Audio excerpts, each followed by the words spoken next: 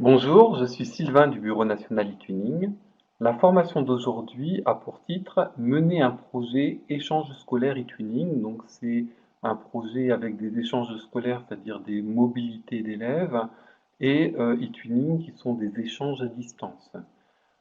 Pour cette formation, nous avons deux ambassadeurs qui sont présents, donc une ambassadrice Valérie Descamps et un ambassadeur Siegfried Maillard. Valérie, je te laisse te présenter. Ok, donc Valérie Decamp, professeure en lycée professionnel. Je suis ambassadrice e-twinning depuis quelques années, donc je fais des projets e-twinning. Et cette année également un projet KA2, donc Erasmus. Siegfried, je te laisse te présenter. Bonjour, je suis Cyprien Maillard, je suis enseignant en mathématiques en collège à Mérignac près de Bordeaux et notre collège est investi dans des projets e-twinning couplés à des projets Excomenius et maintenant Erasmus depuis 2007. Merci. Donc, nous allons enlever les webcams et je vais vous laisser commencer. Donc, qu'est-ce que e-twinning? E-twinning, c'est une action du programme Erasmus+. Depuis le programme 2014-2020, il fait partie intégrante du programme Erasmus+. Et utiliser eTwinning dans Erasmus+, c'est toujours un bonus.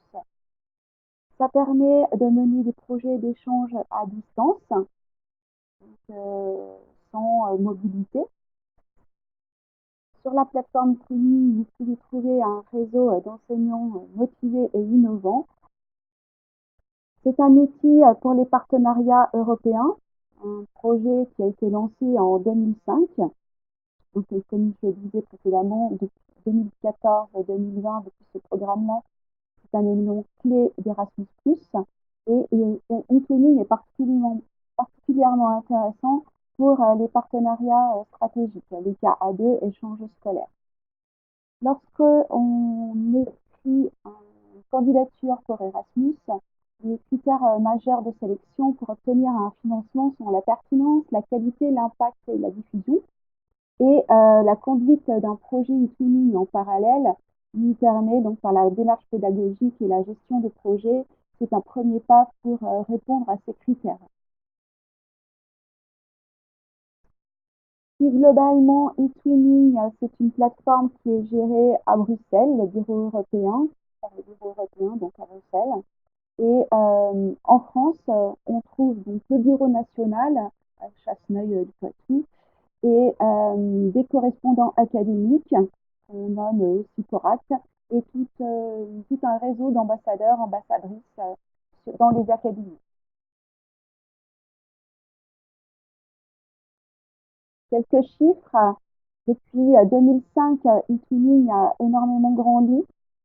Maintenant, aujourd'hui, en 2019, ce sont plus de 200 000 écoles qui sont inscrites sur la plateforme avec presque donc 100 000 projets.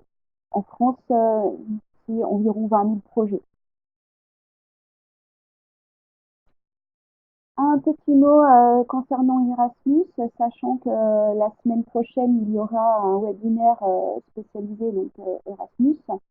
Deux actions clés, action clé 1, action clé 2. Ce qui nous intéresse particulièrement avec eTwinning, ce sont des projets échanges scolaires, donc l'action clé 2. Secteur scolaire au sens d'Erasmus+, c'est de la maternelle jusqu'au niveau bac, donc au niveau 4. Je vous reprécise, la semaine prochaine, il y aura un autre webinaire plus axé sur Erasmus+. Les partenariats scolaires, donc deux types, partenariat de l'enseignement scolaire avec échange de pratiques ou soutenant l'innovation, et des échanges scolaires uniquement entre établissements scolaires, avec un minimum de 2 établissements et un maximum de 6. Lorsqu'on dépose une candidature Erasmus+, il y a des priorités. Donc ici, vous avez des exemples de priorités du 2019. renforcer les profils des métiers de l'enseignement, promouvoir une approche cohérente de l'enseignement, etc. Donc ça, ce sont des exemples des priorités 2019. Le guide du programme 2020 vient de sortir. Vous avez le lien pour retrouver facilement ce programme. Ensuite, il y a eu des questions concernant le Brexit. Donc, même chose, nous vous avons mis un lien pour suivre l'information concernant le Brexit. Et sachant aussi que toutes les informations concernant Erasmus+, vous pouvez aller sur la plateforme Pénélope. Alors, on rentre dans le cœur de notre sujet. Le cœur de notre sujet, c'est dire, bon, le dispositif eTwinning, que certains d'entre vous connaissent, et peut-être que certains ne le connaissent pas également, en quoi ça peut être un outil complémentaire idéal au partenariat scolaire Erasmus+. Alors, pour faire très rapide, hein, un partenariat Erasmus+, c'est financé, on reçoit de l'argent, et avec cet argent, on peut faire des mobilités d'élèves, d'enseignants. Un partenariat eTwinning, c'est beaucoup plus souple, il n'y a pas de financement, mais on dispose d'outils par le biais du TwinSpace, etc., dont on va vous parler à l'instant. Alors, juste pour rendre la présentation un peu plus animée, on vous propose ce petit questionnaire très rapide. Alors, je me connecte dessus et je vous partage l'écran.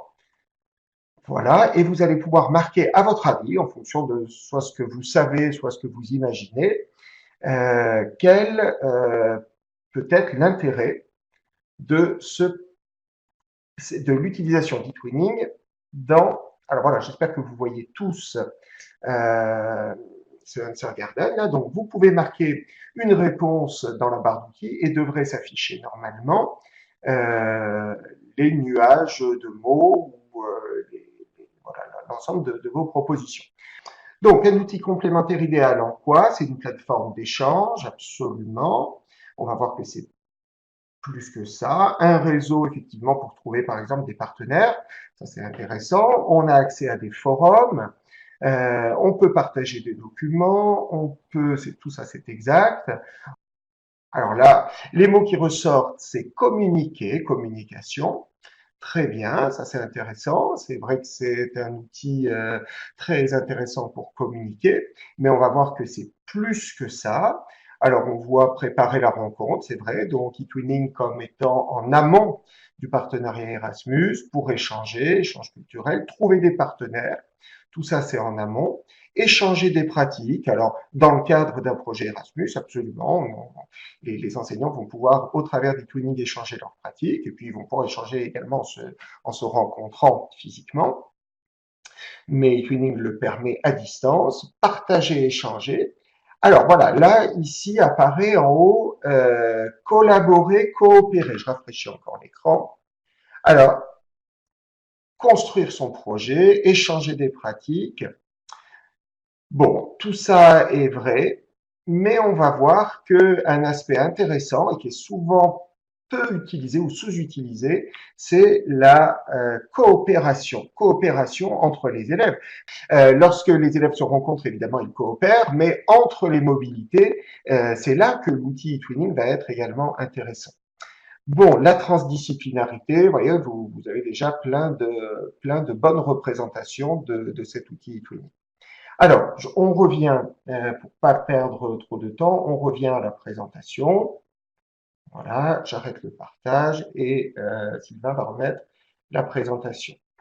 À chaque fois que Valérie va vous présenter le cœur de notre sujet, moi je vais l'illustrer au travers d'un exemple et on a choisi de l'illustrer avec le projet qu'on vient de terminer actuellement. C'était un partenariat Erasmus qui s'appelait ICT World, donc pour des collégiens de 6 pays. Donc ça, c'est la fiche qu'on avait réalisée. Alors, on voit les 6 pays qui se trouvent ici. Et le thème de ce partenariat principal, c'était de développer des méthodes d'enseignement et d'apprentissage dans le thème des nouvelles technologies. Alors, ça concerne les mathématiques, la technologie, la science et l'informatique.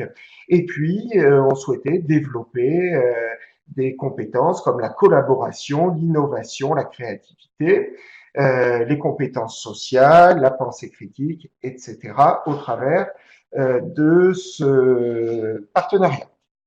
L'idée était d'utiliser un certain nombre d'outils qui sont dans nos programmes de maths, de technologie, de sciences, et chacun des pays étant plus ou moins spécialiste d'un ou deux de ces outils, de faire partager les connaissances de ces spécialistes, entre guillemets, aux partenaires professeurs et élèves, avec de nombreuses productions finales, comme dans la plupart des projets Erasmus qui sont prévus, et puis l'organisation de mobilité, c'est-à-dire de rencontres physiques, mobilité courte, d'une semaine, mais également pour des collégiens, des mobilités longues qu'on a mis en place dans le cadre de ce partenariat, c'est-à-dire des mobilités entre 3 et 5 mois d'immersion, si vous voulez, dans les écoles, dans les collèges de nos partenaires.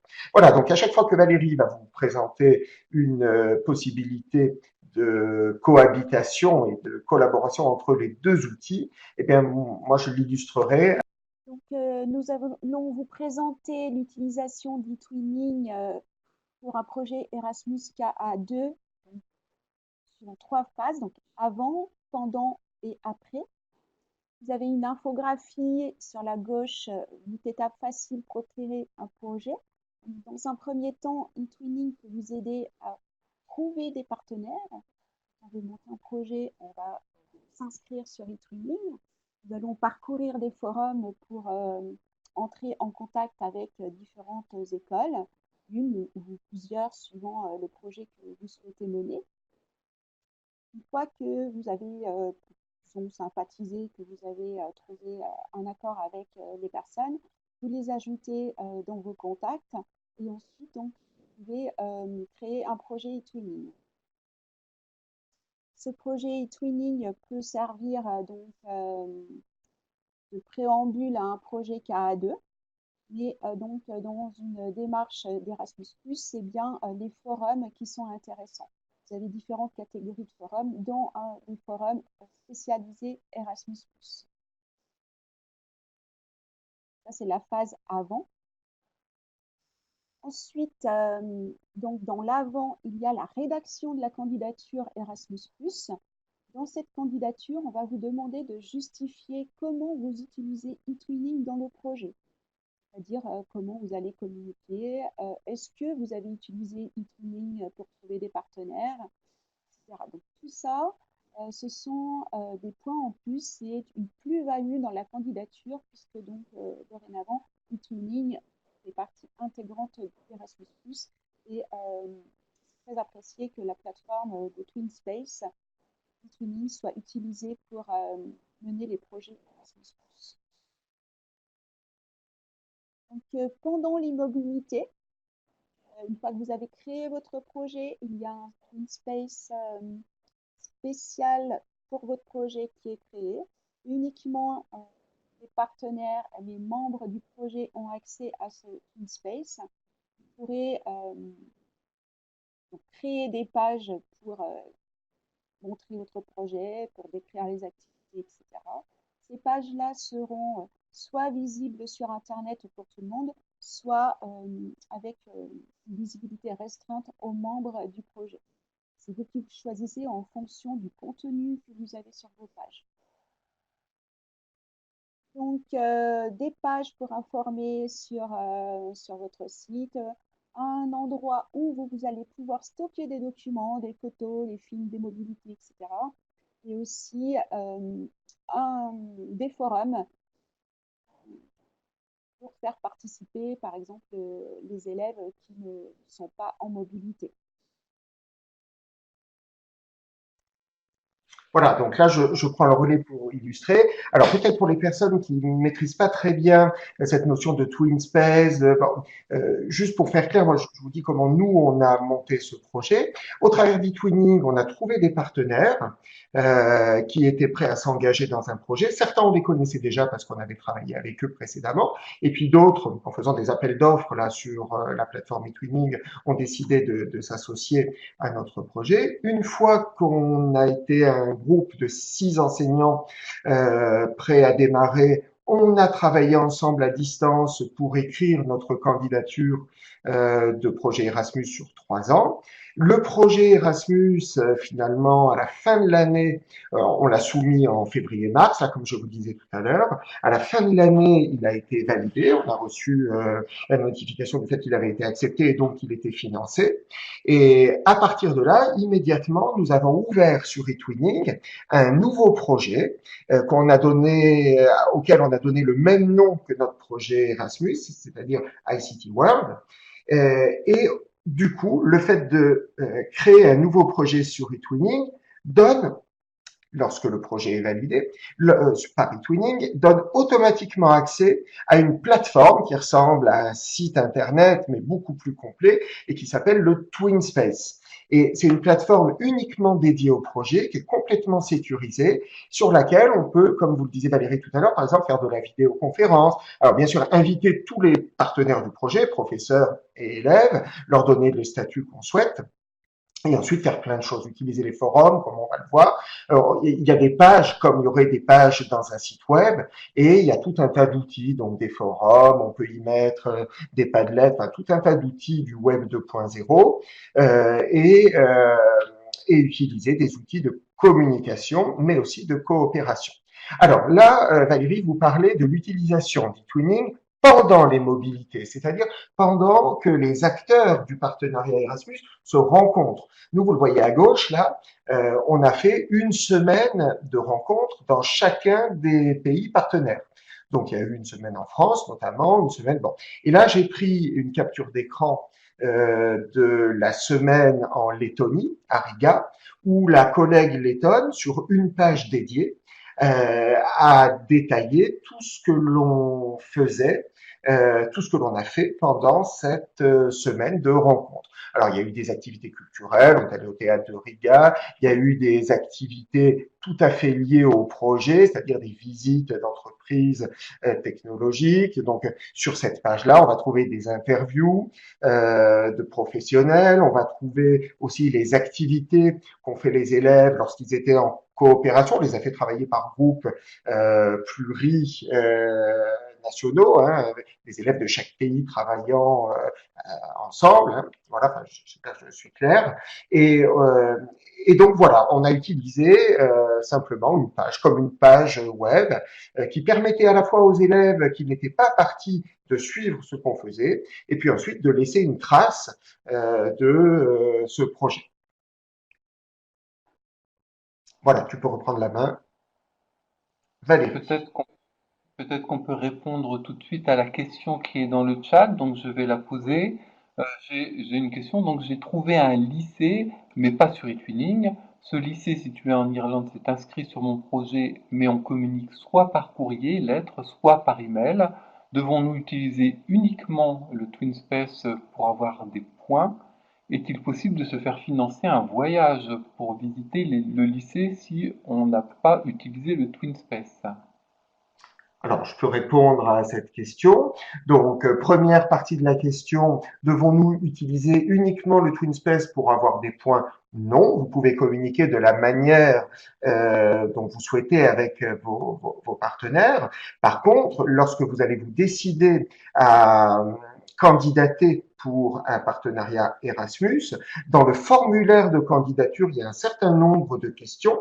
En fait, dans le formulaire de candidature, grosso modo, vous allez devoir détailler tout ce que vous allez faire pendant la durée de votre projet, à savoir quels sont vos objectifs, comment vous comptez les atteindre, au travers de quelles activités vous comptez les atteindre, quelle production vous comptez mettre en œuvre dans le but toujours d'atteindre les objectifs que vous aurez définis dans votre projet.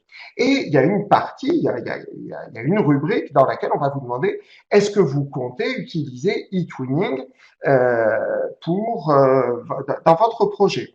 Alors, vous avez tout à fait intérêt à dire oui et à le faire, à savoir dès que vous aurez obtenu l'accord pour votre projet, ouvrir un projet eTwinning en parallèle sur lequel vous allez pouvoir faire travailler vos élèves de manière sécurisée et vous allez aussi pouvoir communiquer avec les profs. Mais ça ne vous empêchera pas de continuer. Nous, on avait un groupe WhatsApp, par exemple, entre les profs. Ça ne nous empêchait pas d'utiliser eTwinning aussi lorsqu'on avait du travail à faire avec les élèves. Donc, voilà, ce que vous avez l'habitude de faire n'est pas remis en cause par le fait d'utiliser eTwinning. C'est juste quelque chose, voilà, c'est un outil bénéfique en plus pour votre projet. Vous aviez une deuxième partie de la question. Est-il possible de se faire financer un voyage pour visiter le lycée si on n'a pas utilisé Twinning? Alors, je ne sais pas ce que vous voulez dire. Est-ce que vous voulez dire visiter le lycée en amont pour préparer le formulaire de candidature? Auquel cas la réponse est non. Là, le financement, il faut que vous le trouviez dans votre établissement. Et par contre, si votre projet Erasmus a été validé, là, oui, vous aurez un financement qui sera justement dédié aux mobilités, donc aux rencontres que vous aurez prévues dans votre formulaire de candidature. Merci. Donc peut-être continuer sur les quelques questions qui arrivent. Je suis prof de maths en lycée et j'aimerais construire un projet qui n'est pas axé sur le codage. Comment faire?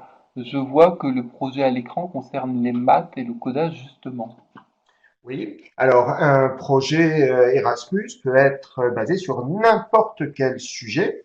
Nous, on avait décidé, parce que c'était ce qu'on avait envie de faire, de travailler effectivement, moi dans la partie maths, sur l'aspect codage. Mais si vous avez envie de travailler sur, je sais pas, la déforestation en Europe ou sur je sais pas moi, la multiculture, ou sur n'importe quel sujet, avec des objectifs et des activités qui permettent d'atteindre ces objectifs, eh bien, vous pouvez le faire. À savoir aussi que l'agence Erasmus émet ce qu'elle appelle des priorités, et donc elle conseille un certain nombre de thèmes qui vont apporter sans doute un petit peu plus de points dans la candidature si on les choisit ou si on les intègre dans ce que l'on a prévu de faire. Mais pas d'inquiétude, nous on avait fait un projet précédent où c'était faire des maths en dehors de la salle de classe, donc rien à voir avec le codage, et on peut faire bien sûr des sujets sur toute autre chose que des maths. Moi c'est juste, voilà, je l'illustre par ça parce que je suis enseignant en maths, mais tous les sujets sont qualifiables.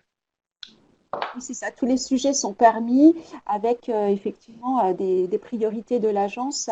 Vous avez par exemple sur les premières diapos les priorités pour 2019. Donc pour celles pour 2020 sont dans le guide qui vient de sortir. J'ai lu aussi dans le chat quand est-ce qu'on pourra avoir les formulaires de candidature. J'ai regardé il y a quelques jours. Pour l'instant, ils ne sont pas encore disponibles, mais nous avons déjà disponibles les formulaires et les aides pour rédiger la candidature. Ça, vous pouvez déjà le trouver sur Pénélope.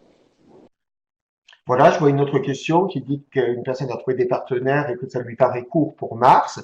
Alors, vous verrez que le formulaire de candidature est pas si long à faire, mais ça demande effectivement pas mal d'heures de travail. Vous pouvez également vous rapprocher de votre DAREC. La DAREC, c'est donc un service du rectorat qui peut vous aider et qui souvent organise des journées de formation pour aider notamment les néo-partenaires à monter un projet. Donc, ils peuvent vous donner de bons conseils et organiser des formations. Vous pouvez vous rapprocher également de nous. On peut, voilà, pour des questions, vous donner des conseils. Non, d'ici mars, honnêtement, c'est jouable. Voilà, honnêtement, c'est jouable. Ça va vous demander, allez, peut-être une cinquantaine d'heures de boulot. Voilà, délayer d'ici mars, c'est bon, 50, c'est un maximum, hein. Mais soyez très rigoureux en tout cas dans la manière de rédiger votre formulaire. Effectivement, une bonne cinquantaine d'heures à prévoir, voire plus. Tout dépend du nombre de partenaires que vous avez. Surtout, c'est très très important de mutualiser avec les partenaires, par exemple, avec un document partagé. Et si c'est votre premier projet, soyez plutôt partenaire que coordinateur. Donc, trouvez plutôt quelqu'un, porteur de projet, à qui vous raccrochez. Oui. C'est important, ce que Siegfried vient de répondre. Effectivement, pour les partenaires, c'est très bien, entre guillemets, de tester les partenaires en montant déjà un projet e-twinning en amont d'un projet Erasmus. Ça vous permet de savoir comment travaille le partenaire et si effectivement il est fiable pour pouvoir ensuite monter un partenariat KA2 Erasmus. Donc, le Twin Space de votre projet e-twinning peut être également utilisé entre les mobilités pour des tâches de communication. Vous avez différents outils pour communiquer, par exemple le chat, donc en direct, et les événements live, c'est-à-dire donc des vidéoconférences ou sur Adobe Connect. Donc, vous pouvez réserver des créneaux donc en accord avec vos partenaires pour pouvoir communiquer en direct. Alors oui, on parlait des tâches de communication entre les mobilités. Et bien effectivement, en voilà un exemple, la vidéoconférence qu'on est en train de faire en ce moment, on peut tout à fait le faire avec les élèves. Et bon, ben voilà, il y a plein de thèmes possibles. Hein. Nous, c'était sur le travail que nos élèves étaient en train de faire à distance. Ils étaient en train de monter des jeux, de créer des jeux vidéo qu'ils envoyaient à leurs partenaires et le partenaire créait le niveau suivant du jeu, etc. Il y a des moments, il fallait faire des points. Donc, c'était l'occasion de discuter. Alors, très bon pour les langues étrangères, évidemment, parce qu'il y a une langue de communication qui est choisie dans le projet. Nous, c'était l'anglais. Et puis, très bon aussi pour l'ouverture de l'établissement sur l'étranger. Les élèves voient que les élèves lettons, ben, ça ressemble aux élèves français et que les centres de préoccupation sont les mêmes. Voilà. Exemple, donc, au travers du TwinSpace, l'utilisation de la visioconférence. Valérie, à toi. Entre les mobilités, vous pouvez également créer des tâches de collaboration à distance. Donc, ces tâches se créent dans les pages. Vous avez par exemple ici une tâche de collaboration, surtout en fait un exemple d'équipe transnationale. C'est important que les équipes soient mixtes, c'est-à-dire que vous panachez les équipes donc avec des élèves de différents pays pour qu'ils réalisent ensemble une tâche et que ce ne soit pas les Français qui fassent quelque chose, les Bulgares quelque chose, les Chypriotes quelque chose. Donc vraiment mixer les équipes. L'organisation sur les pages, donc important également d'écrire les consignes en haut de chaque page pour que lorsqu'on viendra lire votre TwinSpace, pour que ce soit clair, pour qu'on comprenne vraiment de quelle tâche il s'agit. Quels sont les objectifs, des objectifs clairs, des repères pour les élèves. Vous pouvez dans ces pages insérer beaucoup d'outils comme Padlet, Geniali, Voloit, etc. Alors, voilà des exemples. Bon, il y en a plusieurs. Hein. Nous, la question qu'on s'était posée dans ce projet, c'était de se dire, lorsqu'on n'est pas ensemble, lorsqu'on n'est pas pendant les mobilités, comment faire en sorte que nos élèves de 6 pays différents puissent continuer à travailler ensemble et non pas chacun dans leur pays, mais vraiment ensemble, un Français avec un Polonais, avec un Espagnol, etc. Alors, voilà quelques exemples. Hein. Des concours, par exemple. On voit à droite, on a créé un certain nombre de concours où les élèves avaient des productions à réaliser et on a pris les productions de tous les pays et il y a eu un système de vote parmi tous les élèves des 6 pays partenaires. Également, des idées. Alors après, c'est à chacun de trouver ces idées-là qui permettent au collège ou aux établissements de coopérer. Nous, par exemple, on a eu l'idée de dire, bon, ben voilà, prenons des objets qui bougent, entre guillemets, dans notre environnement proche. Par exemple, sur Bordeaux, là, c'est la première image que l'on voit en haut. C'est le pont Chabandelmas qui se soulève, là, dont le tablier se soulève pour laisser passer les bateaux.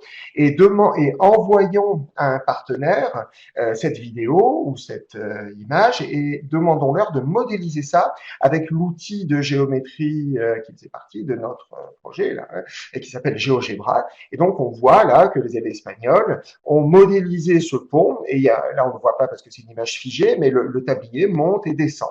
Les Espagnols ont envoyé un tracteur, ils sont dans un milieu rural, ils ont envoyé un tracteur en culture des oliviers et un autre pays a modélisé ça avec un tracteur qui, voilà, lorsqu'on lance sa petite animation, se déplace, bon, etc. Voilà des exemples de coopération. Alors je regarde si j'en ai d'autres ici. Voilà un autre exemple.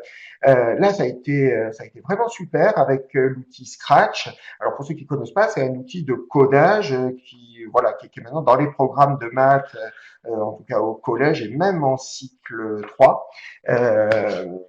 qui permet voilà, d'initier les élèves au codage et qui est très ludique. Donc là, on voit ici, alors j'arrive plus à utiliser le petit pointeur là pour vous montrer, mais on voit ici qu'entre le 25 novembre et le 10 décembre, les élèves de République tchèque devaient commencer un jeu, à créer un jeu, niveau 1 du jeu, donc quelque chose de simple, et ensuite, le 10 décembre, l'envoyer aux élèves allemands, qui, eux, essayaient de comprendre comment fonctionnait le jeu en regardant le codage, essayaient de corriger les bugs s'il y en avait, et rajouter un niveau.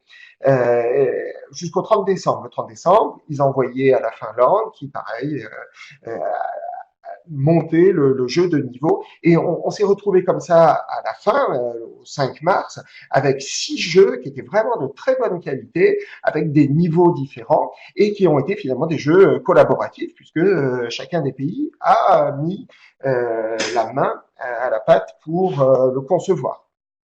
Voilà, comme disait Valérie, c'est important que les consignes soient bien écrites dans la page du TwinSpace qui illustre, enfin qui décrit l'activité. Voilà donc des exemples de collaboration, qui était un mot qui n'était pas ressorti là tout à l'heure dans le questionnaire, de la collaboration, de faire collaborer, coopérer les élèves entre eux en dehors des mobilités. Parce que souvent, on a tendance à utiliser eTwinning et le TwinSpace comme un site web, un peu comme une vitrine du projet. On y met juste des documents, on y met ce qu'on a fait. Mais voilà, l'intérêt, c'est d'aller plus loin que ça et de l'utiliser vraiment comme outil pour faire coopérer et travailler ensemble les élèves. Donc, on arrive à la troisième phase, donc, qui est l'après. Donc, dans un projet Erasmus+, très important, dissémination et évaluation, etc. Donc, c'est très important aussi, du coup, d'évaluer le projet eTwinning. Et sur les pages eTwinning, on peut créer des évaluations, des questionnaires, etc. pour donc évaluer comment s'est passé le projet au sein des différentes écoles.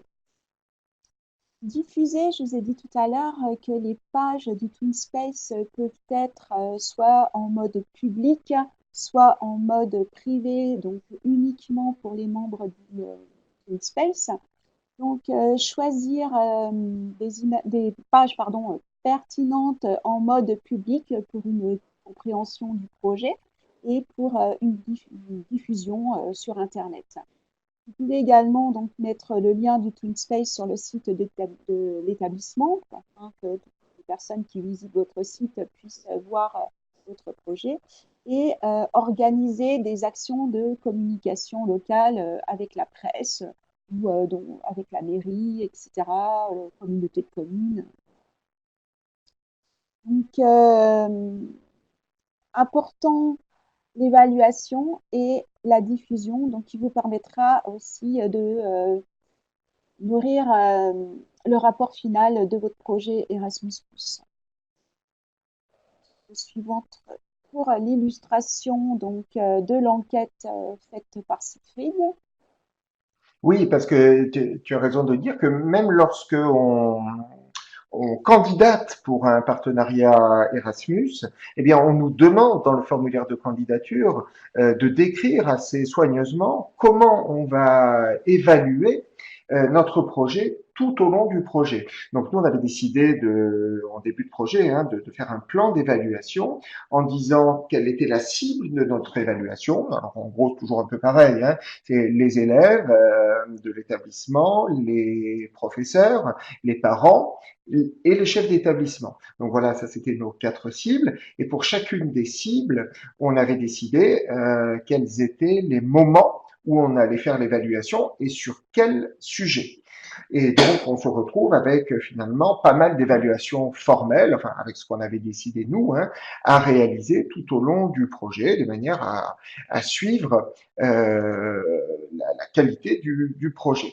Alors, on voit sur la page de gauche donc qu'il y a une page dédiée à l'évaluation, et puis sur la page de droite, j'ai fait une copie d'écran du TwinSpace où, eh bien, en fait, enfin, on a utilisé dans notre projet les outils Google, hein, Google Survey, que je trouve assez pratique pour ça. Et ensuite, on a intégré dans les pages du TwinSpace, sous forme de diapositives, les résultats. Donc là, on voit par exemple évaluation des chefs d'établissement. Donc on avait posé un certain nombre de questions et on peut faire défiler les diapositives et voir les réponses qui ont été données par les chefs d'établissement. Là ici pour les parents, il y en a pour les élèves, il y en a donc au début du projet, au milieu du projet, à la fin du projet, et également à l'issue de chacune des mobilités. Voilà, Valérie, pour continuer. Votre projet Erasmus, il faut également donc le valoriser. On a parlé de dissémination. Ça peut être fait en demandant un label de qualité nationale pour votre projet e-twinning associé donc à votre projet Erasmus+. Ce label qualité donc sera pardon, le projet est évalué par une commission d'évaluation et s'il est suffisamment bien agencé, bien, si les tâches de communication sont bien visibles, etc. Donc plusieurs critères que vous pouvez retrouver sur le site eTwinning, eh bien le projet aura un label de qualité nationale. C'est plus, je crois que tu nous pourras expliquer ça. Si votre partenaire demande également le label de qualité nationale, vous pouvez ensuite prétendre au label de qualité européen. Il est possible également d'obtenir des prix eTwinning. Et enfin, donc, si votre école est très engagée dans eTwinning avec plusieurs prix, plusieurs labels, eh bien, elle peut devenir école eTwinning.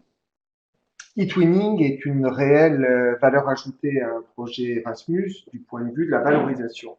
On n'a pas l'occasion avec Erasmus+, de montrer la qualité du projet, à part effectivement par l'appréciation qu'il va y avoir au moment des rapports intermédiaires et du rapport final. E-twinning permet d'obtenir ces fameux labels de qualité que l'on voit ici, par exemple, label de qualité pour les élèves qui peuvent être distribués à chacun des élèves, label de qualité du projet qui peut être affiché dans l'établissement et qui valorise, qui met en lumière le projet.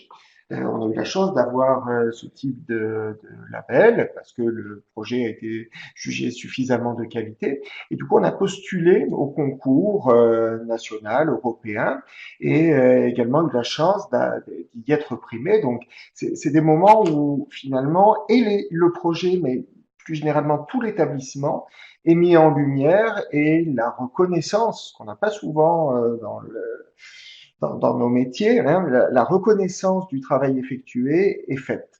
Voilà, donc là, photo, je crois que c'était à Varsovie pour la remise des prix du diplôme national.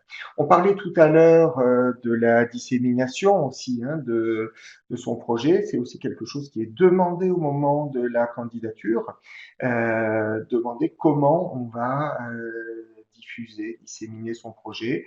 Nous avions sur le TwinSpace une page dédiée sur laquelle donc on mettait à chaque fois qu'il y avait quelque chose de remarquable, à chaque fois qu'on faisait venir un journal, eh bien on en mettait le compte rendu dans cette rubrique. Je remets le micro. Voilà. Donc, je vois une question pour le label de qualité. Faut-il que le projet soit clôturé? Oui, il faut que ce soit terminé.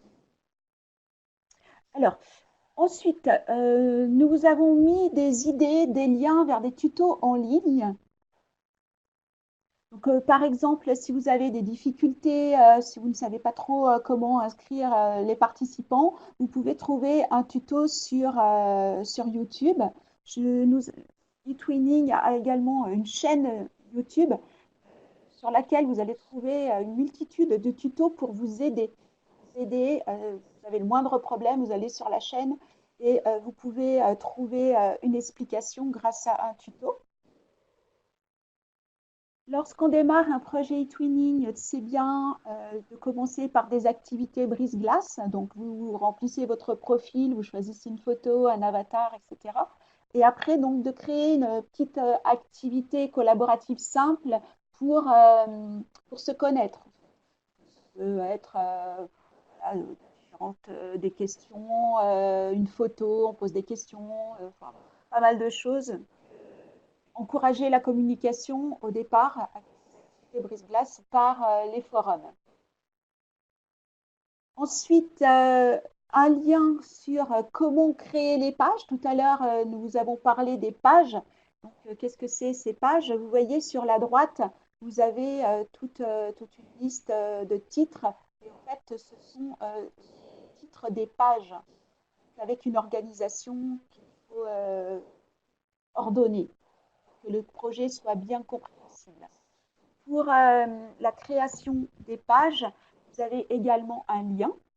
Donc, bien une page par activité, c'est très important pour la lecture du projet.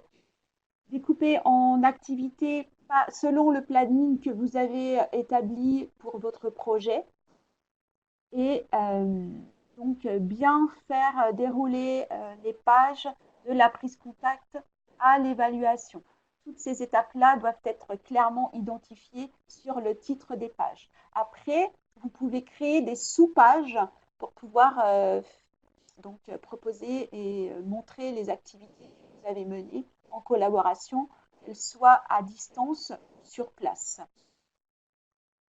Donc, important des dossiers clairement nommés aussi dans les ressources. Ne mettez pas vos ressources tout en vrac dans le dossier de stockage de ressources. Donc, créez des dossiers pour ranger les ressources. Donc, des activités collaboratives. Au départ, c'est bien, par exemple, de créer un logo pour votre projet. Vous pouvez aussi écrire des histoires à plusieurs mains, écrire un journal, pas mal de choses. Tout dépend, évidemment, la thématique de votre projet. Vous avez un lien pour des idées. Des idées, des outils sur le site eTwinning national. Donc, vous pouvez trouver énormément de conseils et de modèles, des projets aussi, lorsque vous vous connectez sur le site eTwinning. Si vous avez encore des questions, vous pouvez trouver de nombreuses réponses sur la chaîne YouTube eTwinning France. De nombreux tutos sont à votre disposition. Et si vous n'arrivez pas à trouver la réponse à votre question, vous pouvez contacter donc, les Coract et les ambassadeurs sur l'adresse qui vous a été donnée au début du diaporama. Alors, je vais répondre à la question qui concerne YouTube, qui est présente là sur le chat, avec un exemple d'une vidéo qui est privée. Tout simplement, au niveau du fonctionnement de YouTube, on doit créer un compte. Donc, celui qui a créé le compte va télécharger la vidéo et va choisir son mode de diffusion. Donc, si la personne a choisi de faire en sorte qu'une vidéo soit privée, dans ce cas-là, elle est privée, c'est-à-dire que personne d'autre ne pourra y accéder. Euh, on a plusieurs choix au niveau de la mise euh, en ligne de vidéos sur YouTube. On a un mode privé, effectivement. On a un mode qui est non répertorié, c'est-à-dire qu'il n'est pas, la vidéo ne sera pas dans les moteurs de recherche, et un mode public. Donc si on met la vidéo en non répertorié, toutes les personnes qui auront le lien vers la vidéo pourront y accéder. Et c'est une vidéo non répertoriée qu'on pourra intégrer dans le TwinSpace, non répertorié ou public bien sûr.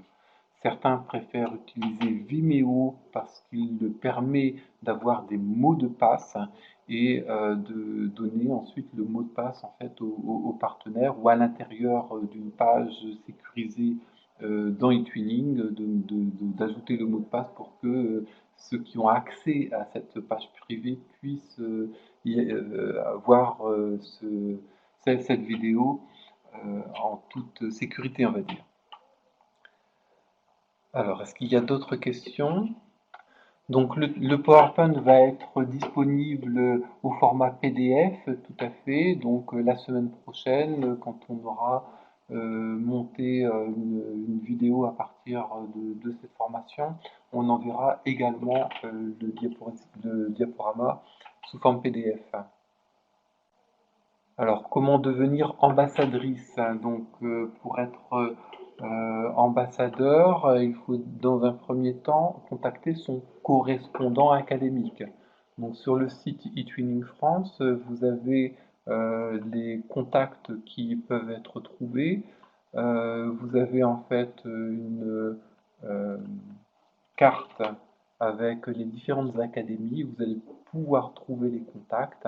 Donc je vous mets le lien sur le chat si ça fonctionne. Non, je n'arrive pas à copier le lien. Mais voilà, donc vous aviez le lien sur le diapositive, vous l'avez ici, vous pouvez cliquer en fait sur le lien qui est à l'écran, là, contact académique.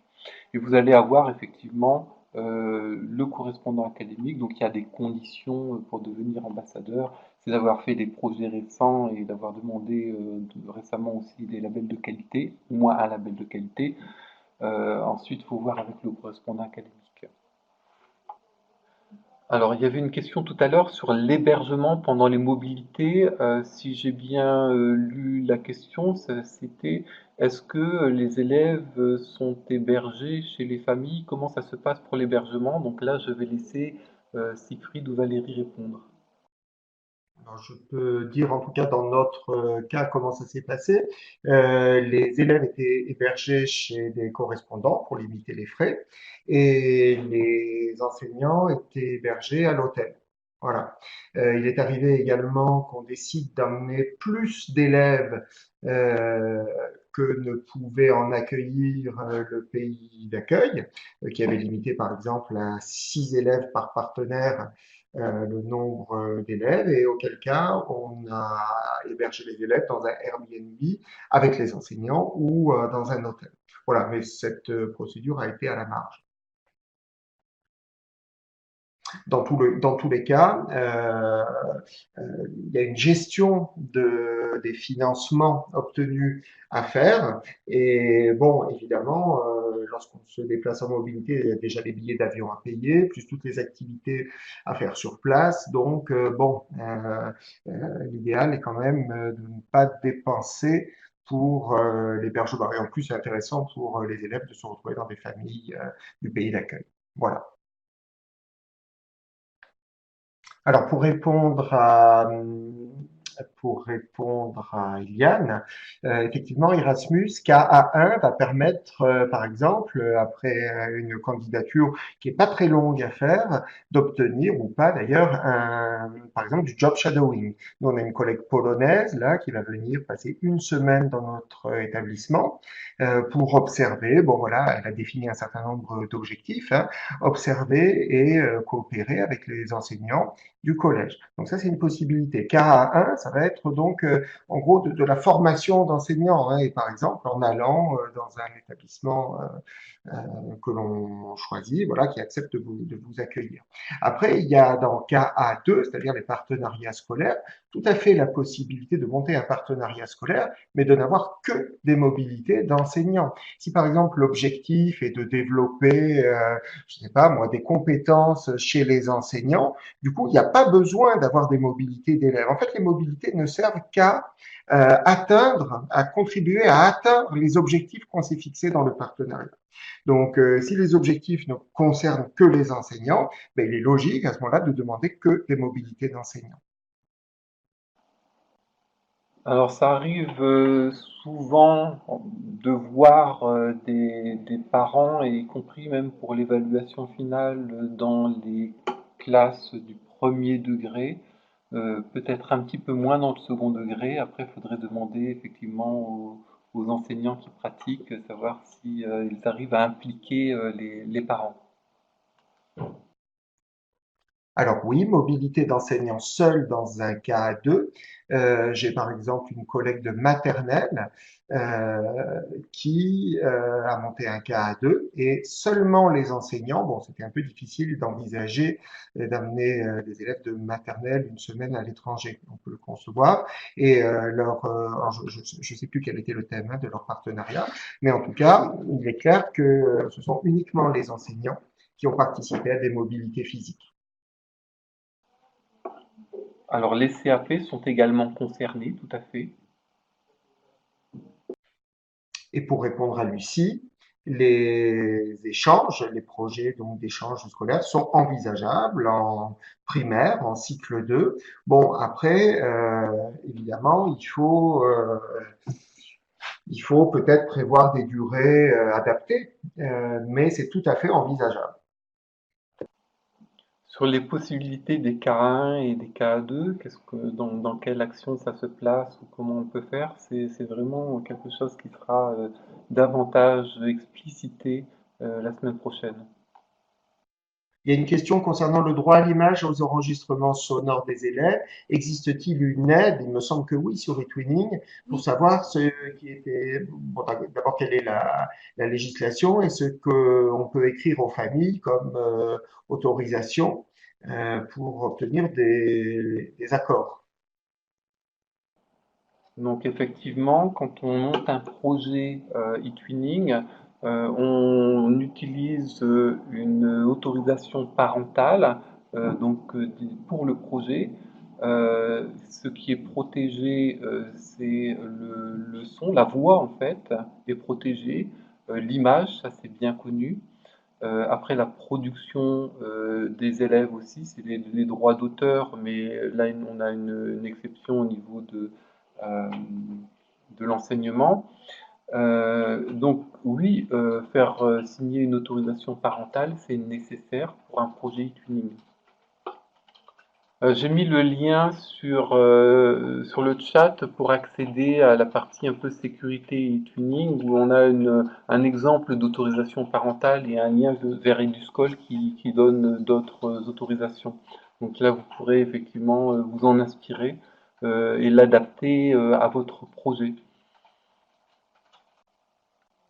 Très bien, donc merci à tous et pour ceux qui le souhaitent, à la semaine prochaine.